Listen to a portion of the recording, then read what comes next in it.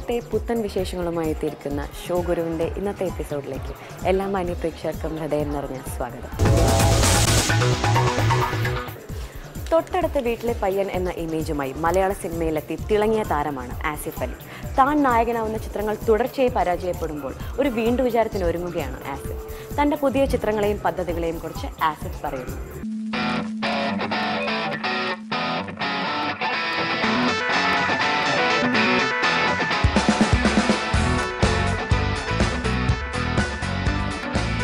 ഇപ്പം മാധ്യമങ്ങൾ വളർത്തിയൊരു നടനാണ് ആസിഫ്. പക്ഷെ ആസിഫിനെ കിട്ടാനില്ലെന്നാണ് ഏറ്റവും വലിയ പരാതി. എന്താണ് ആസിഫ് പറയുന്നത്? കിട്ടാനില്ല എന്ന് പറയുമ്പോൾ ഷൂട്ടിൻ്റെ ഇടയിലാണെങ്കിൽ ഞാൻ പുറത്തേക്ക് ഇറങ്ങൽ വളരെ കുറവാണ്. കാര്യം സോഷ്യലൈസിങ് ഇതിൻ്റെ ഇടയിൽ കൂടെ പോസിബിളായിട്ടുള്ളൊരു കാര്യമല്ല എനിക്ക്. പിന്നെ സിനിമയിൽ വരുന്നതിന് മുന്നേയും ഞാൻ ഫോൺ ഉപയോഗിക്കാറില്ലായിരുന്നു. അത് ഞാൻ പറഞ്ഞ് മടുത്ത് ആരും അത് വിശ്വസിക്കുന്നില്ല. പിന്നെ അങ്ങനെയുള്ള ചെറിയ പ്രശ്നങ്ങളല്ല. അത് കിട്ടാനില്ല എന്ന് പറഞ്ഞാൽ അത്യാവശ്യം എല്ലായിടത്തും പോയി ഓടിയാണ് തല കാണിക്കുന്നുണ്ട്. പിന്നെ സിനിമ ഷൂട്ടിങ് കഴിഞ്ഞാൽ ഒതുങ്ങിക്കൂടാൻ ഇഷ്ടപ്പെടുന്ന ഒരാളാണ് ഞാൻ. എൻ്റെ ഫ്രണ്ട്സിൻ്റെ ഇടയിൽ തന്നെ നിൽക്കുക, അല്ലെങ്കിൽ അങ്ങോട്ട് യാത്ര പോവുക. ഒരു പ്രൊമോഷൻ അല്ലെങ്കിൽ എന്തെങ്കിലും ഒരു മേജർ ഷൂട്ടാണെന്ന് പറഞ്ഞാൽ മാത്രമാണ് ഞാൻ അങ്ങനെ പോകലുള്ളൂ. ഇപ്പോൾ അടുത്തിടെ ഇറങ്ങിയ പടങ്ങളൊന്നും കാര്യമായ ബോക്സ് ഓഫീസിൽ ചലനങ്ങൾ ഉണ്ടാക്കിയിട്ടില്ല. ആസിഫ് പടം തിരഞ്ഞെടുക്കുന്നതിൽ എന്തെങ്കിലും അപാകതയുണ്ടെന്ന് ആസിഫിന് തോന്നി തുടങ്ങിയിട്ടുണ്ട്? തീർച്ചയായിട്ടും ഉണ്ട്. കാര്യം എനിക്ക് തോന്നുന്നു ഒരു 3-4 പടങ്ങളായിട്ട് കണ്ടിന്യൂസ് ആയിട്ട് എൻ്റെ കിളി പോയിരിക്കുകയാണ്. അപ്പോൾ പിന്നെ ഇതിൻ്റെ അകത്തുള്ളൊരു കാര്യം എന്ന് പറഞ്ഞാൽ ഒരിക്കലും നമുക്ക് ഒരു സിനിമയുടെ സ്ക്രിപ്റ്റ് കേട്ടിട്ട് അല്ലെങ്കിൽ ഇതിൻ്റെ ഒരു സ്ക്രിപ്റ്റ് നമ്മുടെ കയ്യിൽ കിട്ടിയിട്ട് ഈ പടം ഓടും ഇത് ഓടില്ല എന്ന് നമുക്ക് ജഡ്ജ് ചെയ്യാൻ പറ്റില്ല. അത് ഒരു വലിയ സത്യമാണ്. അതിപ്പോൾ അപ്പോൾ നമുക്കറിയാം, ഇപ്പോൾ നമ്മുടെ സൂപ്പർ സ്റ്റാർസ് മുതൽ ഇങ്ങോട്ടുള്ള എല്ലാവരുടെയും പടങ്ങൾ ഫെയിലിയർ ആവാറുണ്ട്. പിന്നെ ഒരു പുതിയ ആളെന്ന നിലയിൽ എന്നെ സംബന്ധിച്ചിടത്തോളം കുറേ കൂടെ ക്രിട്ടിക്കലാണ് എൻ്റെ പടത്തിൻ്റെ ഒരു വിജയവും അതിൻ്റെ ഒരു തോൽവിയും എന്നുള്ളത്. അപ്പോൾ എനിക്ക് ഇപ്പോൾ ഈ ബോക്സ് ഓഫീസ് ഫെയിലിയർ ആയ സിനിമകൾ പലതും എൻ്റെ അടുത്ത് പറഞ്ഞ കഥകൾ അല്ലെങ്കിൽ ഇവർ നറേറ്റ് ചെയ്യുന്ന ഒരു ഭാഗം എന്ന് പറഞ്ഞാൽ നമുക്ക് ഭയങ്കരമായിട്ട് നമ്മളൊരു കോൺഫിഡൻസ് തരുന്നതാണ്. പക്ഷേ ഇതിൻ്റെ ഒരു പൂർണ്ണതയിലേക്ക് വരുമ്പോൾ ഇത് കാര്യമായിട്ട് പ്രാക്ടിക്കൽ ആവില്ല, അല്ലെങ്കിൽ വർക്കൗട്ട് ആവാതെ വരുമ്പോഴാണ് സിനിമ പരാജയപ്പെടുന്നത്. അപ്പോൾ അത് ഞാൻ ഹെൽപ്ലെസ് ആണ്. ഈ ന്യൂ ജനറേഷൻ എന്ന് പറയപ്പെടുന്ന സിനിമകൾ ധാരാളം ഇറങ്ങുന്നുണ്ട്. പക്ഷേ ആസിഫ് അതിലൊന്നും അധികം കാണുന്നില്ല. ബോധപൂർവം അത്തരം ചിത്രങ്ങളിൽ നിന്ന് മാറിയിരിക്കുന്നതാണ്? മാറി നിൽക്കുന്നതല്ല. ന്യൂ ജനറേഷൻ ഇപ്പോൾ ഈ ഇറങ്ങിയ സിനിമകൾ പലതിലും എന്നെ വിളിച്ചിട്ടില്ല എന്നുള്ളതാണ് എൻ്റെ ഒരു സത്യം. പിന്നെ എൻ്റെ ഈ പറഞ്ഞ പോലെ എൻ്റെ ഒരു ടേസ്റ്റിൻ്റെ പ്രശ്നമായിരിക്കും. ചിലത് കേൾക്കുമ്പോൾ എന്നെ ഭയങ്കരമായിട്ട് അട്രാക്ട് ചെയ്യും. ഇപ്പോൾ ഓർഡിനറി പോലുള്ളൊരു സിനിമയിൽ ഭദ്ര എന്ന് പറഞ്ഞ ക്യാരക്ടർ ഞാൻ ചെയ്യാൻ ഇഷ്ടപ്പെടുന്ന ഒരു ക്യാരക്ടർ. കാര്യം പെർഫോമൻസ് ഓറിയൻറ്റഡ് ആയിട്ടുള്ള ക്യാരക്ടേഴ്സാണ് എനിക്ക് താല്പര്യം. പക്ഷേ ആസിഫ് മുന്നേ വില്ലൻ വേഷങ്ങളും വിജയിച്ചിട്ടുണ്ട്. എനിക്ക് കുറേ കൂടെ എൻ്റെ ഒരു ടേസ്റ്റ് അതാണ്. പക്ഷെ ഒരിക്കലും ഒരു വില്ലനിൽ സ്റ്റിക്ക് ഓൺ ചെയ്യാനായിട്ട് എനിക്ക് താല്പര്യമില്ല. പിന്നെ ഒരു ഭയങ്കര ആക്ടർ, ഒരു സട്ടിൽ ആക്ടർ എന്നൊന്നും ആണെന്ന് എനിക്ക് തോന്നിയിട്ടില്ല. അപ്പോൾ എന്നെ കൊണ്ട് ചെയ്യാൻ പറ്റുന്ന ചില സാധനങ്ങളുണ്ട്. അതാണെന്ന് തോന്നിയാൽ ഞാൻ ഒരു സിനിമയ്ക്ക് കൈ കൊടുക്കുള്ളൂ. പിന്നെ ഈ പറഞ്ഞ പോലെ ഈ അടുത്തിറങ്ങി ഇത്രയും ചലനമുണ്ടാക്കിയ ന്യൂ ജനറേഷൻ സിനിമകളിലേക്കൊന്നും എന്നെ ഇതുവരെ ആരും വിളിച്ചിട്ടില്ല. ഇത് കടപ്പാടാണോ പ്രേക്ഷകർ? ഇത് കഴിഞ്ഞ 3 പടം കഴിഞ്ഞിറങ്ങിയ തിയേറ്ററിൽ നിന്ന് കിട്ടിയത്.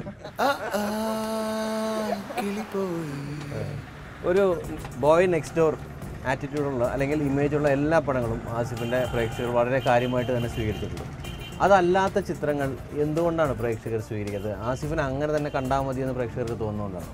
അപ്പോൾ അങ്ങനെ ഒരു ബോയ് നെക്സ്റ്റ് ഡോർ ഇമേജ് എന്ന് പറഞ്ഞാൽ ഇപ്പോൾ അപൂർവരാഗമാണെങ്കിലും ഓർഡിനറി ആണെങ്കിലും ഞാൻ പറഞ്ഞൊരു ചെറിയ നെഗറ്റീവ് ഷെയ്ഡുള്ള ക്യാരക്ടേഴ്സാണ്. അത് പോയിട്ട് സോൾട്ട് ആൻഡ് പെപ്പർ അല്ലെങ്കിൽ വയലിൻ അങ്ങനെയുള്ള സിനിമയ്ക്കാണ് ഒരു ബോയ് നെക്സ്റ്റ് ഡോർ ഇമേജ് വന്നിട്ടുള്ളത്.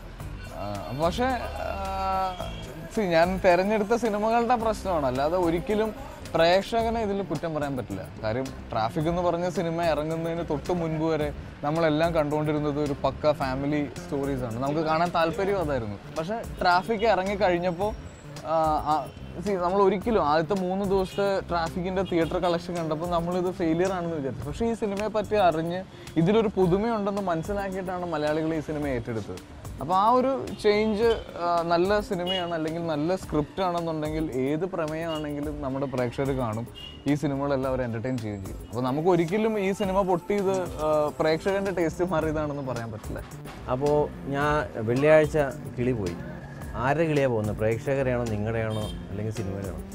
പ്രേക്ഷകരുടെ കിളി പോരുന്നതാണ് എൻ്റെ ആഗ്രഹം. എന്തായാലും ഞാൻ പറഞ്ഞല്ലോ, കഴിഞ്ഞൊരു 3-4 പടമായിട്ട് എൻ്റെ കിളി പോയിരിക്കുകയാണ്.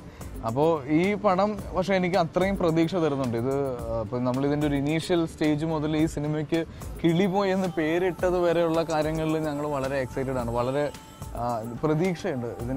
ഈ സിനിമയുടെ ടോട്ടൽ ഡ്യൂറേഷൻ വന്നിട്ട് 1 മണിക്കൂർ 46 മിനിറ്റാണ് ഈ സിനിമയുള്ളൂ. അപ്പോൾ നമ്മൾ പ്രേക്ഷകർ ഏറ്റവും കൂടുതൽ ഇപ്പോൾ അനുഭവിക്കുന്ന ഒരു കഷ്ടപ്പാട് first half lag, second half ലാഗാണ്. ഇത് 2 പ്രശ്നങ്ങൾ ഞങ്ങൾ ഒഴിവാക്കിയിട്ടുണ്ട്. പിന്നെ ഈ സിനിമയുടെ ഒരു സ്ക്രിപ്റ്റിംഗ് ഒരു പുതിയ രീതിയിലുള്ള എന്താ പറയുക, നമ്മളൊരു ഡൽഹി ബെല്ലിയൊക്കെ കണ്ട രീതിയിലുള്ള ഒരു മേക്കിങ്ങും ഒരു സ്ക്രിപ്റ്റിങ്ങുമാണ് ഈ സിനിമയുടെ. അപ്പോൾ പുതുമ ഇഷ്ടപ്പെടുന്നവർക്ക് എല്ലാവർക്കും ഇത് സാറ്റിസ്ഫൈ ചെയ്യാൻ പറ്റും എന്ന് എനിക്ക് അത്രയ്ക്ക് ഉറപ്പുണ്ട്. ആസ് എൻ ആക്ടർ ആസിഫ് സ്വയം വിലയിരുത്തുന്നത് എങ്ങനെയാണ്? അങ്ങനൊരു വിലയിരുത്തലൊന്നും ഞാൻ ഇതുവരെ ചെയ്തിട്ടില്ല. പക്ഷേ ഞാൻ കുറേ കൂടെ എന്താ പറയുക, ഒരു ഡയറക്ടേഴ്സ് ആക്ടർ ആണെന്ന് എനിക്ക് തോന്നിയിട്ടുണ്ട്. കാര്യം എന്നെ കൊണ്ട് ഒരു നല്ല ഡയറക്ടറിന് എന്നെ നന്നായിട്ട് ഉപയോഗിക്കാൻ പറ്റും, നന്നായിട്ട് ചെയ്യാൻ പറ്റും. പക്ഷേ ഒരു സെൻസ് ഇല്ലാത്തൊരു ഡയറക്ടറിൻ്റെ സിനിമയിലാണെങ്കിൽ ഞാൻ വളരെ മോശം പെർഫോമർ ആയിരിക്കും. അത് ഡയറക്ടറെ ഡിപ്പെൻഡ് ചെയ്തിട്ട് തന്നെയാണ് ഇരിക്കുന്നത്. ഇപ്പോൾ സോൾട്ട് ആൻഡ് പെപ്പർ എന്ന് പറഞ്ഞ സിനിമയിലാണ് ഞാൻ ആദ്യമായിട്ടൊരു കോമഡി ട്രൈ ചെയ്യുന്നത്. അത് വേറെ ഏത് സിനിമയിലാണെങ്കിലും ഒരു പക്ഷേ എൻ്റെ കയ്യിൽ നിന്ന് പോകാൻ സാധ്യതയുള്ളൊരു ഏരിയ ആയിരുന്നു. പക്ഷെ ആഷിഖ് അബു അതിനെ പറ്റിയിട്ട് വളരെ പ്ലാൻഡ് ആയിരുന്നു. ആഷിഖിന് സിനിമയ്ക്ക് മുന്നേ എന്നെ അറിയാം. അപ്പോൾ എൻ്റെ എന്തൊക്കെ മാനറിസംസ് ഉപയോഗിക്കാൻ പറ്റുമെന്ന് വരെ ആഷിഖിന് വളരെ ഒരു കാൽക്കുലേറ്റഡ് ആയിരുന്നു. അപ്പോൾ അത് ശരിക്കും എന്നെ ഹെൽപ്പ് ചെയ്തിട്ടുണ്ട്. അപ്പോൾ ഈ ഒരു ഡയറക്ടോറിയൽ അല്ലെങ്കിൽ ഒരു ഡയറക്ടേഴ്സ് ആക്ടർ എന്നുള്ള ഒരു ലേബലിൽ നിൽക്കാനാണ് ഞാൻ ഇഷ്ടപ്പെടുന്നത്. പരാജയങ്ങളുണ്ടാവും, വിമർശനങ്ങൾ വരാം. ഇതിനെ എങ്ങനെയാണ് ആസിഫ് കാണുന്നത്? അല്ലെങ്കിൽ എനിക്ക് പരാജയമൊന്നും വിമർശനങ്ങളും കാര്യമല്ല, ഇതിനപ്പുറമാണ് ഞാൻ, ആ രീതിയിലാണ് ആസിഫ് അത് എടുക്കാറുള്ളത്? ഞാൻ വളരെ എന്താ പറയുക, ഒരു ബിലോ ആവറേജ് മനുഷ്യനാണ് ഞാൻ. എന്നെ പറ്റിയിട്ട് ഫേസ്ബുക്കിൽ മോശമായിട്ട് എൻ്റെ ഫോട്ടോയുടെ താഴെ ഒരു കമൻറ്റ് കണ്ടാൽ എനിക്ക് വളരെയധികം സങ്കടം വരും. ഈ കമൻറ്റ് 2-3 പ്രാവശ്യം ഇയാൾ റിപ്പീറ്റ് ചെയ്ത് ഇയാളുടെ ഇൻബോക്സിൽ കയറി തെറി വിളിക്കാൻ ധൈര്യമുള്ള ചെറുപ്പക്കാരനാണ് ഞാൻ. അപ്പോൾ അങ്ങനെയുള്ള ഒരിക്കലും ഒരു ആക്ടർ എന്നുള്ള രീതിയിൽ ഞാൻ എന്നെ പോർട്രേറ്റ് ചെയ്തിട്ടില്ല. വളരെ ചോരത്തിളപ്പുള്ള, വളരെ സാധാരണക്കാരനായിട്ടുള്ളൊരു ചെറുപ്പക്കാരനാണ്. അപ്പോൾ ഒരു വിമർശനം എന്നെ ബാധിക്കില്ലെന്നൊന്നും ഞാൻ പറയില്ല. ശരിക്കും ഞാൻ ഒരു കിളിപോയ അവസ്ഥയിലാണ് ഞാൻ ഇത്രയും നാളും നിന്നത്. ഇപ്പോൾ ഇതിനിപ്പോൾ ശേഷം എനിക്ക് തോന്നുന്നു ഇനി ഇറങ്ങാനുള്ള എൻ്റെ സിനിമകൾ, ഇപ്പോൾ കിളിപോയി, റെഡ് വൈൻ, ഇപ്പോൾ ഞാൻ ചെയ്യുന്ന ഹണി ബി, ഈ 3 സിനിമകളും എനിക്ക് വളരെയധികം പ്രതീക്ഷ തരുന്നതാണ്. അപ്പോൾ ആ ഒരു പ്രതീക്ഷയിലാണ് ഇപ്പോൾ എൻ്റെ കരിയർ ഞാൻ മുന്നോട്ട് കൊണ്ടുപോയിക്കൊണ്ടിരിക്കുന്നത്. കരിയറിൻ്റെ കാര്യം വരുമ്പോൾ ഒരിടയ്ക്ക് കരിയറിൽ തീരെ താഴെ പോയിരുന്നു പൃഥ്വിരാജ്. ഇതേപോലെ ആരോപണങ്ങളും ഇതും എല്ലാം ഉണ്ടായിരുന്നു. പിന്നീട് ശക്തമായ തിരിച്ചുവരവാണ് പുള്ളി എടുത്തത്. ഇത് സിനിമയുടെ ഒരു അൺപ്രഡിക്റ്റബിലിറ്റി ആണോ കാണിക്കുന്നത്, അല്ലെങ്കിൽ പ്രേക്ഷകർ ചിന്തിക്കുന്ന രീതിയിൽ വന്നൊരു മാറ്റമാണോ? ഇതിപ്പോൾ ഇത് ഒരിക്കലും നമുക്ക് പ്രേക്ഷകരെയോ അല്ലെങ്കിൽ സിനിമയോ ഇന്ന രീതിയിലാണ് പോവുക എന്ന് നമുക്ക് ഒരിക്കലും പറയാൻ കഴിയില്ല. കാര്യം ഓരോ ദിവസവും പുതിയ പുതിയ കാര്യങ്ങളാണ് സംഭവിക്കുക. അപ്പോൾ പൃഥ്വിരാജിന് എല്ലാവരും തള്ളി പറഞ്ഞു, പൃഥ്വിരാജിനെ കളിയാക്കി. പക്ഷെ ഒരിക്കലും ഒരു മലയാളിയും അച്ചീവ് ചെയ്യാത്ത ലെവലിലേക്കാണ് അദ്ദേഹം പോയിക്കൊണ്ടിരിക്കുന്നത്. ബോളിവുഡിൽ 2 സിനിമയിൽ ഇപ്പോൾ തുടർച്ചയായിട്ട് അദ്ദേഹം നായകനായിട്ട് വരുന്നു. ഈ വർഷത്തെ സ്റ്റേറ്റ് അവാർഡ് വിന്നറായി. അപ്പോൾ ഇത് ഒരിക്കലും ഒരാളുടെ ഗ്രാഫ് കുത്തനെ താഴത്തേക്ക് പോയിക്കൊണ്ടിരിക്കുക, അല്ലെങ്കിൽ ഇയാളിനെ തിരിച്ചു വരില്ല നമുക്ക് പറയാൻ പറ്റില്ല. പക്ഷേ ഇയാൾ തിരിച്ചു വരുമെന്നും നമുക്ക് പറയാൻ കഴിയില്ല. അത് ഡിപ്പെൻഡ്, ഓരോ പ്രാവശ്യം സ്ട്രേഞ്ച് ആയിട്ടുള്ള കാര്യങ്ങളാണ് ഇവിടെ സംഭവിക്കുന്നത്. അപ്പോൾ എൻ്റെയും ഇപ്പോൾ കരിയറിൽ ഇപ്പോൾ എന്താണ് മാറ്റങ്ങൾ ഉണ്ടാവുന്നതിനെ പറ്റിയിട്ട് ഞാൻ ആലോചിച്ചുകൊണ്ടിരുന്നാൽ എൻ്റെ ഒരു പണി നടക്കില്ല. അപ്പോൾ ഞാൻ ഇന്നിപ്പോൾ എന്താണോ ഈ സിനിമ അണിബി ഞാൻ ചെയ്യുന്നു, ഇതിൽ എൻ്റെ ബെസ്റ്റ് കൊടുക്കുക. അപ്പോൾ ഇതോടുകൂടി ഒരു മാറ്റം ഉണ്ടാവുമെന്ന് ഞാൻ പ്രതീക്ഷിക്കുന്നു. നായികമാരെ കുറിച്ച് എന്താ പറയാം? വണ്ടർഫുൾ. വളരെ ഡിപ്ലോമാറ്റിക് ആയിട്ട് മറുപടി. നായികമാരെ പറ്റി ഞാൻ എന്താ പറയാ, ഇപ്പൊ മലയാളത്തിൽ എനിക്ക് തോന്നുന്നു ഇവിടെയുള്ള ലീഡിങ് ആയിട്ടുള്ള ഒരുമാതിരി എല്ലാ ആളുകളുടെയും കൂടെ ഞാൻ അഭിനയിച്ചു. അപ്പോൾ കുറെ കൂടെ എനിക്ക് തോന്നുന്നു ഇപ്പൊ എൻ്റെ ഒരു ക്യാരക്ടറിനെ സപ്പോർട്ട് ചെയ്യുന്ന രീതിയിലുള്ള ക്യാരക്ടേഴ്സാണ് എൻ്റെ എല്ലാ ഹീറോയിൻസും സിനിമയിൽ വന്നിട്ടുള്ളത്. അപ്പോൾ അവരുടെ കൂടെ അഭിനയിക്കുമ്പോൾ ഉള്ളൊരു പ്ലഷർ, പിന്നെ എൻ്റെ പ്രായത്തിൻ്റെതായ ചോരത്തിളപ്പ്, അതെല്ലാം ഉണ്ട്. പല സിനിമകൾ വരുന്നു പോകുന്നു, അറിയുന്ന പോലുമില്ല. ഒരുപക്ഷെ ആസിഫ് ചെയ്ത മികച്ച ചിത്രങ്ങളൊന്നായിരുന്നു ഒഴിമുറി. പക്ഷെ പ്രേക്ഷകർക്കൊന്നും കാണാൻ പോലും അവസരം കിട്ടിയില്ല. നല്ല ചെറിയ സിനിമകൾ ഇറങ്ങുമ്പോൾ അത് കാണാൻ അവസരം കിട്ടാത്തത് സിനിമയ്ക്കും നിങ്ങൾ താരങ്ങൾക്കും പ്രേക്ഷകർക്കും ഒരു നഷ്ടമല്ല. അതിന് എന്താണ് ഇൻഡസ്ട്രി ചെയ്യേണ്ടത്? പണ്ട് സിനിമകൾക്ക് കിട്ടിക്കൊണ്ടിരുന്ന ഒരു സൗകര്യമുണ്ട്. കാര്യം ഒരു പടം റിലീസായി കഴിഞ്ഞാൽ ഇത് തിയേറ്ററിൽ വന്നു, ഇതിനൊരു അഭിപ്രായം ഉണ്ടായി, ഇതിനൊരു മൗത്ത് പബ്ലിസിറ്റി കിട്ടി, ആള് കയറാനുള്ളൊരു സമയം പണ്ട് സിനിമകൾക്ക് കിട്ടുമായിരുന്നു. പക്ഷെ ഇപ്പോൾ അതില്ല. ഇപ്പോൾ ഒരു സിനിമ ഇറങ്ങി ശനി ഞായർ തിങ്കളാഴ്ച ആളില്ലെങ്കിൽ പടം വീഴും. ബുധനാഴ്ച അല്ലെങ്കിൽ വ്യാഴാഴ്ചക്ക് നമ്മൾ പടം എടുത്തു മാറ്റാൻ ആളുകൾക്ക് ധൃതിയായി.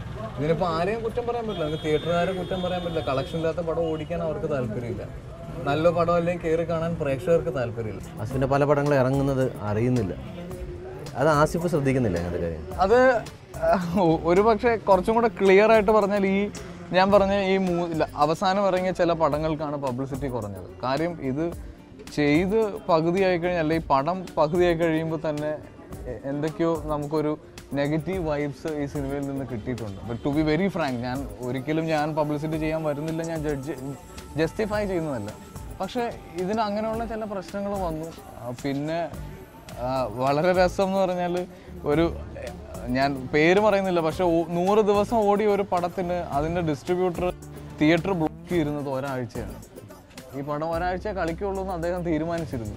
അപ്പോൾ ഇത് എന്നെ വളരെയധികം വിഷമിപ്പിച്ച ഒരു കാര്യമാണ്. അപ്പോൾ അങ്ങനെയുള്ള കുറേ പ്രശ്നങ്ങൾ ഇതിൻ്റെ ഇടയിലുണ്ട്. പിന്നെ ഒരു ഭയങ്കര കോമ്പറ്റീഷൻ നടക്കുന്നുണ്ട് മാർക്കറ്റിങ്ങിൽ. അപ്പോൾ അതിൽ ഇടിച്ച് നിൽക്കാൻ പറ്റാത്തതിൻ്റെ ഒരു കുറവുണ്ട്. താങ്കളുടെ ഏറ്റവും വലിയ നെഗറ്റീവും ഏറ്റവും വലിയ പോസിറ്റീവും ഉണ്ട്? ഞാൻ ഭയങ്കര ഇമോഷണൽ ആണെന്നുള്ളതാണ് എൻ്റെ ഏറ്റവും വലിയ നെഗറ്റീവ്. എന്നെ ഇമോഷണലി ഡീൽ ചെയ്യാൻ ഭയങ്കര എളുപ്പമാണ്. ഒരു സിനിമ എൻ്റെ അടുത്ത് വന്ന് കഥ പറഞ്ഞു കഴിഞ്ഞിട്ട് ഞാനിത് ഇഷ്ടപ്പെട്ടില്ലെന്ന് പറഞ്ഞാൽ, ആസിഫ് ആണെങ്കിൽ ഈ സിനിമ നടക്കും, അല്ലെങ്കിൽ ആസിഫ് ഡേറ്റ് തന്നാൽ മറ്റേ സാറ് വരും എന്ന് എനിക്കൊരു ജീവൻ ഉണ്ടാവും, സാറൊന്ന് സഹായിച്ചാൽ എന്ന് പറയുമ്പോൾ എനിക്ക് അവിടെ നോ പറയാൻ പറ്റില്ല. പിന്നെ ഞാൻ മനസ്സിലാക്കി വേറൊരു കാര്യം, കൃത്യമായിട്ട് നോ പറയുക എന്നുള്ളതാണ് നമുക്ക് സിനിമ സെലക്ട് ചെയ്യുമ്പോൾ അല്ലെങ്കിൽ നമ്മുടെ കരിയറിൽ നമ്മൾ വളർത്തിയെടുക്കേണ്ട ഏറ്റവും വലിയൊരു കാര്യം. ഇനി പുതിയ തലമുറ സിനിമകളിൽ നിന്ന് ആസിഫ് അടക്കമുള്ള താരങ്ങൾ പ്രതീക്ഷിക്കുന്നുണ്ടാവും? ഞാൻ പ്രതീക്ഷിക്കുന്നത് തീർച്ചയായിട്ടും പുതുമയുള്ള സിനിമകളാണ്. ഞാൻ പറഞ്ഞല്ലോ, ട്രാഫിക്, സോൾട്ട് ആൻഡ് പെപ്പർ പോലെയുള്ള പുതിയ സിനിമകളാണെങ്കിൽ തീർച്ചയായിട്ടും പ്രേക്ഷകർ കാണുകയും ഈ പറഞ്ഞ പോലെ ഒരു മൗത്ത് പബ്ലിസിറ്റി മാത്രം കൊണ്ട് സിനിമ നല്ലൊരു ലെവലിലേക്ക് പോവുകയും ചെയ്യാൻ സാധ്യതയുള്ളതാണ്. അപ്പോൾ എനിക്ക് ന്യൂ ജനറേഷൻ സിനിമ എന്ന് എൻ്റെ മനസ്സിലുള്ളത് ഇപ്പം നമ്മൾ തമിഴിലൊക്കെ കാണുന്ന ഒരു കസ്റ്റമുണ്ട്. അതായത് എന്തിനെ പറ്റിയും സിനിമ എടുക്കാം. ഇപ്പോൾ പസംഗ എന്ന് പറഞ്ഞിട്ട് ചെറിയ പിള്ളേരുടെ ഒരു കഥ അവിടെ പറഞ്ഞിട്ടുണ്ട്. അപ്പോൾ അങ്ങനെ പുതിയ തരത്തിലുള്ള, നമ്മൾ മലയാളത്തിൽ ഇതുവരെ അത്ര കോമൺ ആയിട്ട് കാണാത്ത തരത്തിലുള്ള പടങ്ങൾ, അതാണ് ഞാൻ ന്യൂ ജനറേഷൻ സിനിമ കൊണ്ട് ഉദ്ദേശിക്കുന്നത്. അപ്പോൾ ഇനി ഇതേപോലത്തെ ഉയരങ്ങളിലെത്തട്ടെ എന്ന് പ്രതീക്ഷിക്കുകയാണ്. Thank you so much.